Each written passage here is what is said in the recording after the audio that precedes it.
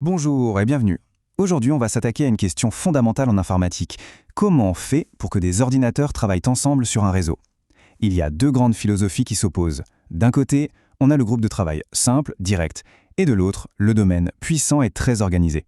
Croyez-moi, c'est bien plus qu'un simple choix technique, et comprendre la différence, c'est essentiel. Tout part de cette question qui a l'air assez simple en apparence, comment on connecte des machines pour qu'elles puissent collaborer de manière efficace. C'est vraiment le défi de base que ces deux modèles, groupe de travail et domaine, essaient de résoudre, mais avec des approches radicalement différentes. Et les voilà nos deux concurrents du jour. À gauche, le groupe de travail, ou workgroup en anglais. Sa devise simple et décentralisée. À droite, le domaine, puissant et centralisé. C'est vraiment ça le cœur du débat. Est-ce qu'on privilégie la simplicité ou le contrôle? Allez, on plonge dans le détail pour voir ce que ça implique. Commençons par le commencement, si je puis dire. Le modèle que l'on trouve le plus souvent à la maison ou dans les toutes petites entreprises, le groupe de travail. Alors, un groupe de travail, qu'est-ce que c'est? Eh bien, c'est ce qu'on appelle un réseau d'égal à égal, ou peer-to-peer.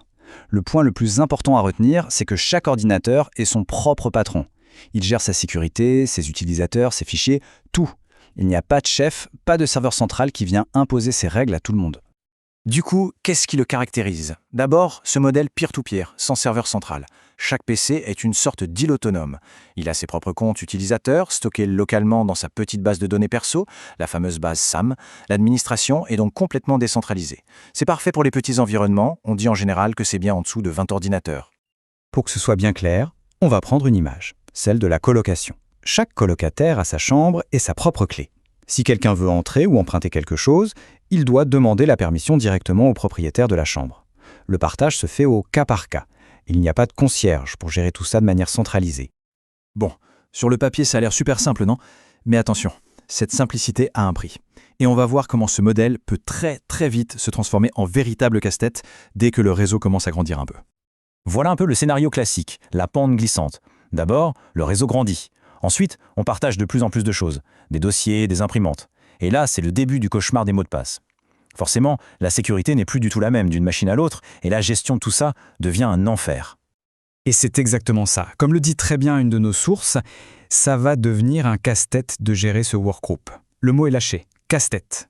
Et je pense que c'est un mot qui décrit parfaitement la frustration que beaucoup ont déjà dû ressentir dans cette situation. Pour rendre ça encore plus concret, prenons un cas pratique. Imaginons une personne qui a besoin d'accéder à une imprimante branchée sur le PCA, à un dossier partagé qui se trouve sur le PCB et à un rapport qui est sur le PCC. Comment ça se passe? Eh bien voilà le problème. Cette personne va avoir besoin de 3 couples identifiants / mots de passe différents, un pour chaque machine. Et le pire, c'est que si un seul de ces mots de passe est modifié sur une des machines, eh bien c'est fini, l'accès est bloqué. Il n'y a pas d'identité unique et ça crée une charge de travail et une frustration énorme. Heureusement, face à ce chaos annoncé, il existe une solution beaucoup plus structurée, une solution pensée pour les organisations qui ont besoin d'ordre, de sécurité et de contrôle. Bienvenue dans le monde du domaine. Si le groupe de travail c'était la colocation, alors le domaine c'est l'immeuble de bureau moderne.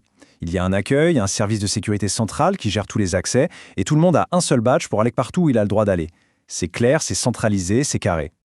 Alors, la définition officielle, c'est quoi? Un domaine, c'est un réseau de type client-serveur. Au cœur du système, il y a un super serveur, le contrôleur de domaine. C'est lui le grand chef d'orchestre.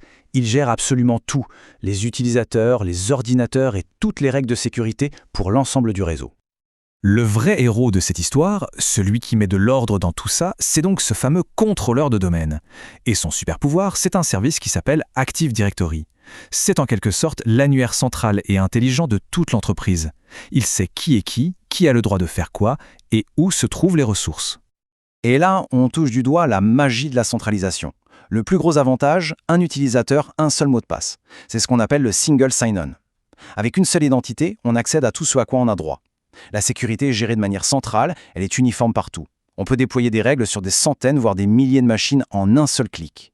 Et surtout, on peut se connecter depuis n'importe quel ordinateur du réseau. Fini le cauchemar des comptes locaux.